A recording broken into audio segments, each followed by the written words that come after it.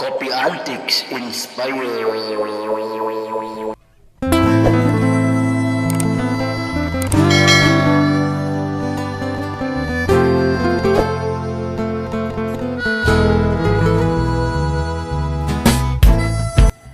Assalamualaikum warahmatullahi wabarakatuh. Baraya Kopi Antik Inspire kembali berjumpa bersama saya Abah Asgun Ki Sarki Makula Jaya Prakasa. Kembali saya ingin berdiskusi, berdialektika dengan Baraya Kopi Antik Inspire tentang topik bahasan, tentang tema yang insya Allah sangat bermanfaat, bermakna, dan juga menginspirasi, terutama dalam rangka membangun cara berpikir kita agar lebih baik lagi, lebih konstruktif lagi, dan lebih menatap ke depan. Kembali saya ingin berdialektika dengan Baraya Kopi Antik Inspire tentang komunikasi Islam. Setelah dalam tayangan video-video yang sebelumnya kita membahas fungsi ilmu komunikasi. Yang pertama ada yang disebut dengan fungsi sosial, atau kita menyebutnya komunikasi sosial, yang secara inti adalah sebagai cara untuk membangun konsep diri kita, media untuk aktualisasi diri kita, dan juga sebagai satu wahana agar kita bisa membangun kontak sosial, hubungan harmonis dengan yang lain dalam rangka mencapai nilai-nilai kebahagiaan dalam kehidupan ini. Kemudian juga ada komunikasi ekspresif, yang prinsipnya sesungguhnya adalah media untuk mengekspresikan apa yang ada dalam pikiran dan juga hati kita dan juga kejiwaan kita. Nah, hari ini saya ingin membahas fungsi yang lainnya sebagaimana yang dirumuskan oleh William E. Gordon dalam buku Communication, Personal and Public, yakni berkaitan dengan komunikasi ritual. Namun sebelumnya silahkan bagi Baraya Kopi Antiks yang belum subscribe, yang belum like, dan juga belum membunyikan lonceng, agar subscribe, like, dan membunyikan lonceng, karena insya Allah tayangan video Kopi Antiks ini akan ditayangkan seminggu sekali, kalau tidak sore atau Jumat sore, Sabtu pagi. Jadi kita ingin konsisten, seminggu sekali kita upload tayangan-tayangan di channel Kopi Antik Inspire ini. Silahkan makanya untuk subscribe, untuk membunyikan lonceng biar tayang langsung kemudian nyambung, atau bisa men-share kepada sahabat-sahabat yang lainnya. Baraya Kopi Antik Inspire, mari kita bahas tentang komunikasi ritual. Nah, kalau kita coba buka istilah ritual di dalam Kamus Besar Bahasa Indonesia, atau kita menyebut disingkat KBBI, sesungguhnya adalah sebuah kegiatan yang menjadi sebuah kebiasaan yang biasanya kemudian ini rutin dilakukan oleh kita, dan bahkan biasanya disertai dengan ucapan-ucapan atau kata-kata yang menampilkan perilaku-perilaku atau simbol-simbol tertentu. Sehingga komunikasi ritual ini tiada lain adalah ekspresi komunikasi atau media komunikasi dalam rangka untuk membangun nilai-nilai ritual, nilai-nilai kebiasaan, terutama berkaitan dengan komunikasi kita dengan alam-alam yang bersifat metafisik. Nah, kalau kita coba urai berkaitan dengan komunikasi ritual ini, sesungguhnya adalah bentuk komitmen kita sebagai manusia kepada tradisi keluarga kita. Sehingga kan sering ada rutin, ada ritual pertemuan keluarga. Biasanya tiap hari raya Idul Fitri atau hari raya tertentu, atau tiap seminggu sekali dan sebagainya, ini sering menjadi ritual. Atau bisa jadi ini bagian dari bentuk komitmen kita terhadap komunitas kita, pada kelompok kita, bahkan pada suku kita, bangsa kita, ideologi kita, negara kita, bahkan juga kepada agama kita. Sehingga dalam konsep komunikasi ritual, bentuk komitmen keagamaan kita itu termasuk diantara model dari komunikasi yang bersifat ritual. Maka kalau kita coba telusuri berkaitan dengan konsepsi ibadah ritual di dalam Islam, sesungguhnya ini merupakan ekspresi dari komunikasi ritual kita dengan Allah Subhanahu wa Ta'ala. Nah, kalau kita coba kaji berkaitan dengan nilai-nilai sholat, dalam salah satu hadis misalnya Rasulullah menyebutkan esensi sholat itu sesungguhnya adalah yunaji billah.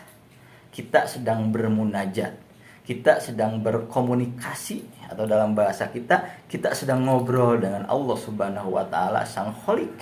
Nah, tentu yang dimaksud dengan ngobrol ini bukan bahasa yang bersifat verbal, secara langsung dengan Allah Subhanahu wa Ta'ala, tapi ini dibangun dengan komunikasi ritual yang bersifat metafisik. Sehingga kemudian di dalam konsep Islam, di samping memeningkan ada yang disebut dengan konsepsi ibadah ritual, sholat, zakat, puasa, haji dan lain sebagainya, ada juga dituntut untuk mengejar nilai-nilai yang lainnya di luar ritual, yakni berkaitan dengan teleologis, tujuan dari konsepsi ibadah ritual itu. Sehingga kalau kita perhatikan yang namanya sholat kan ritualnya kita membukanya dengan takbiratul ihram, kemudian menutupnya dengan salam. Maka dalam teologis, dalam ketertujuan yang berkaitan dengan ibadah sholat ini, kalau kita buka ayat-ayat Al-Quran dan hadis, kita akan menemukan misalnya dalam salah satu ayat Al-Quran, aqimis sholat li zikri, silahkanlah dirikan sholat dalam rangka untuk mengingatku. Kenapa harus mengingatku? Ala bizikrillahi tasmainul qulub. Karena hanya dengan mengingat aku, menyimpan aku dalam memori kalian, kata Allah Subhanahu wa Ta'ala, akan memunculkan ketenangan jiwa. Sehingga ibadah ritual sholat itu di samping memang tadi takbiratul ihram ditutup dengan salam, ritual kita setiap waktu masuk waktu sholat juga ada ketertujuan. Tujuan yang paling esensinya itu adalah untuk membangun ketenangan jiwa. Bahkan bukan hanya itu, kalau kita buka ayat yang lain, aqimis sholat inna sholata tanha anil fasya wal munkar. Silahkan dirikan sholat, kata Allah Subhanahu wa Ta'ala, karena yang namanya sholat itu insya Allah bisa menjaga kita, memelihara kita akan punya rem dari perbuatan yang keji dan juga perbuatan mungkar, baik kepada diri kita ataupun menjolimi orang lain. Ini esensi dari ibadah sholat. Jadi ibadah ritualnya dilaksanakan, tapi ketertujuannya, teleologisnya itu adalah yang tadi.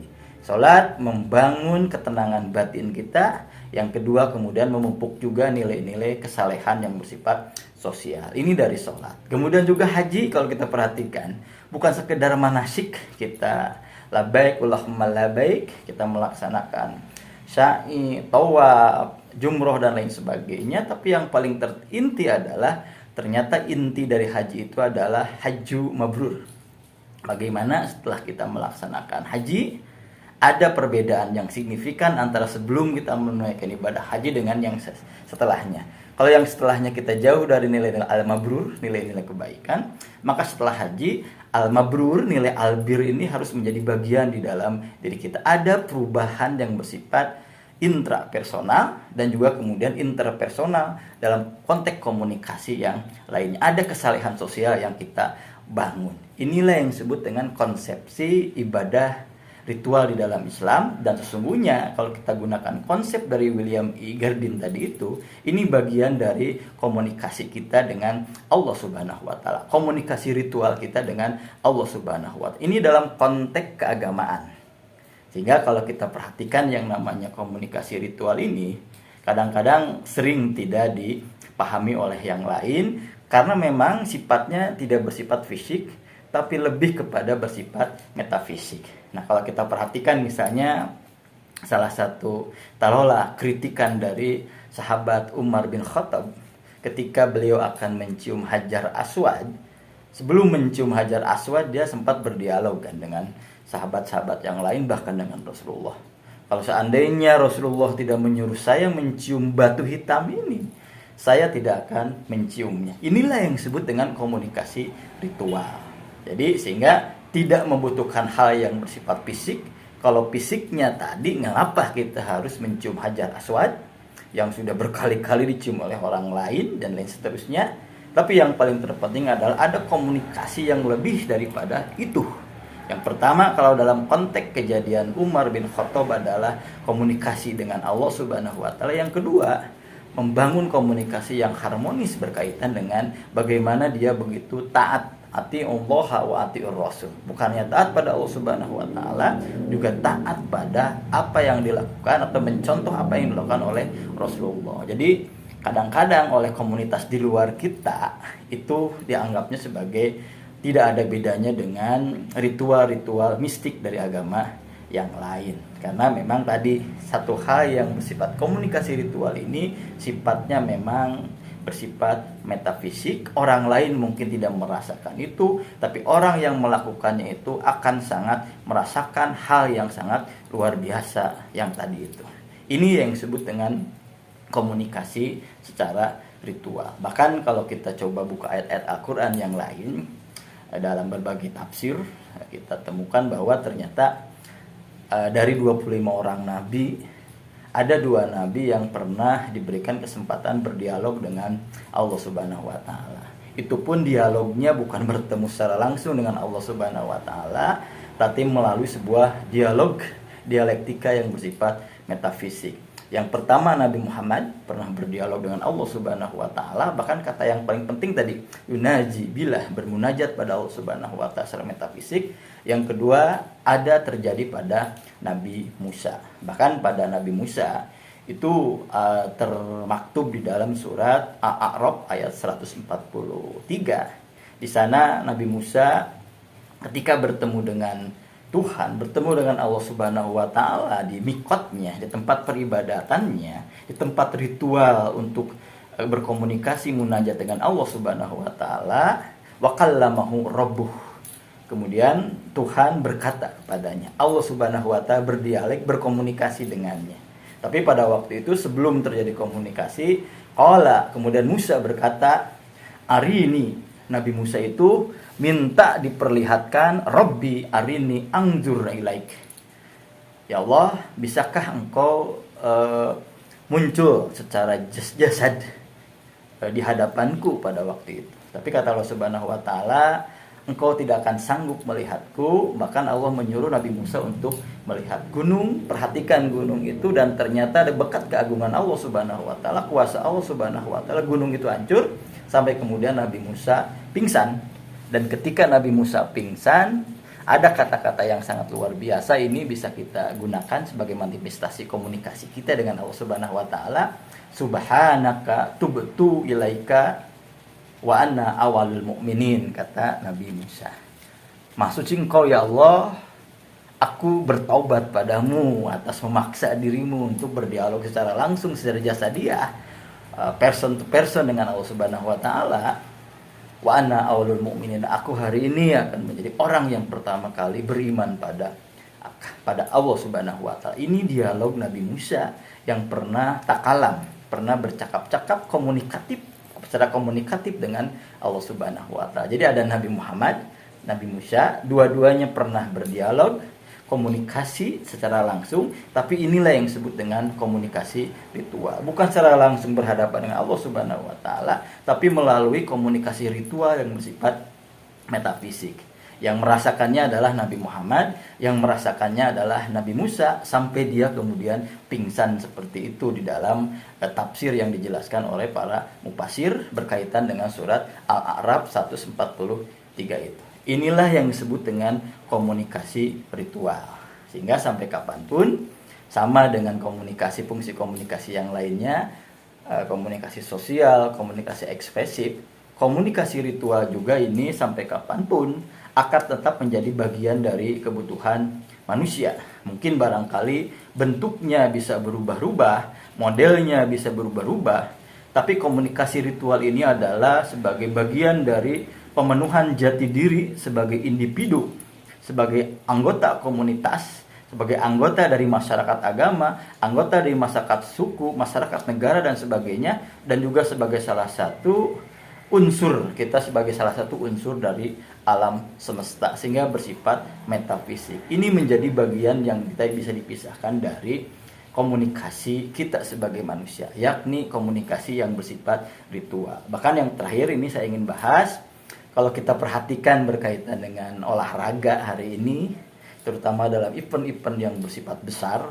misalnya ada Piala Dunia nanti, ada Olimpiade dan lain sebagainya, ini juga merupakan manifestasi dari komunikasi ritual sesungguhnya. Bahkan kalau kita perhatikan Olimpiade, itu bahkan sampai harus membawa api. Api Olimpiade diambil dari api yang abadi katanya. Kita ingat ini bagian dari paganistik juga sesungguhnya. Ketika api ini menjadi bagian yang disembah oleh sebagian dari masyarakat dunia. Tapi hari ini kemudian kita menyebutnya sebagai bagian dari event olahraga yang bersifat ritual tadi. Ini komunikasi ritual. Ada baju, ada bendera, ada lagu kebangsaan kemudian dinyanyikan, ada juga kemudian kaos tim dan lain-lain sebagainya. Bahkan kemudian pendukungnya itu punya yel-yel tertentu disesuaikan dengan kebutuhan dari tim masing-masing setiap negara dan lain sebagainya. Ini sesungguhnya adalah bagian dari komunikasi ritual. Jadi komunikasi ritual ini adalah sering dilakukan oleh kita sadar tidak sadar, dan ini bagian dari kita sebagai makhluk, bukan hanya bersifat makhluk fisik tapi juga bersifat makhluk metafisik.